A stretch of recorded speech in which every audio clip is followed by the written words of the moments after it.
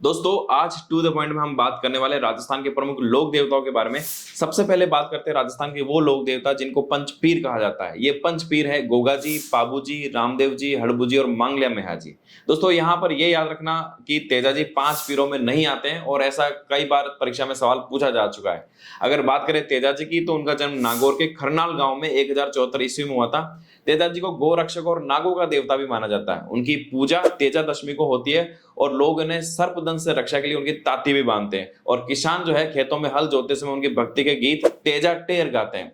बात करें गोगा जी की तो इन्हें जहर पीर भी कहा जाता है। इनका जन्म ददरेवा चुरू में हुआ और समाधि गोगा मेड़ी हनुमानगढ़ में है। और यहाँ पर हर वर्ष भाद्रपद कृष्ण नवमी जिसे गोगा नवमी भी कहा जाता है, इनको मेला लगता है।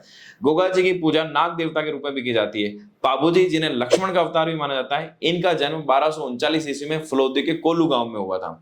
बाबू जी को गोरक्षक देवता, प्लेग रक्षक देवता और ऊंटों का देवता भी कहा जाता है। और रायका और रेबारी जाति इनको अपना आराध्य मानती है। इसके बाद रामदेव जी की बात करें, इनको भगवान श्री कृष्ण का अवतार माना जाता है। बाबा रामदेव जी के गुरु बालीनाथ जी थे और इन्होंने कामड़िया पंथ की शुरुआत की थी तथा 24 वाणियों की भी रचना की थी। इनकी समाधि रामदेवरा जैसलमेर में है और हर साल भाद्रपद शुक्ल द्वितीया से लेकर एकादशी तक रामदेवरा में एक विशाल मेला भरता है। हड़बू जी की बात करें तो इनका जन्म नागौर के भुंडेल गांव में सांकला राजपूत परिवार में हुआ था।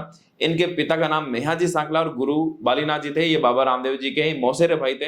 हड़बू जी को वचन सिद्ध पुरुष, चमत्कारी पुरुष और शकुन शास्त्र का ज्ञाता और योगी सन्यासी भी कहा जाता है। इनका वाहन सियार था। इनका मंदिर बेंगटी फलोदी में है। और अंत में यदि हम बात करें मेहा जी की तो मेहा जी का मुख्य मंदिर जोधपुर के बापड़ी गांव में है। मेहा जी के घोड़े का नाम किरण काबरा था और मेहा जी के मंदिर के पुजारी जो होते हैं उनके वंश में वृद्धि नहीं होती है, इसलिए गोद ली संतानों से वंश आगे बढ़ता है, ऐसे ही मान्यता है। और मेहा जी के मंदिर पर भाद्रपद कृष्णी अष्टमी को मेला लगता है। दोस्तों ये टू द पॉइंट सीरीज आपको कैसी लग रही है कमेंट में जरूर बताएं।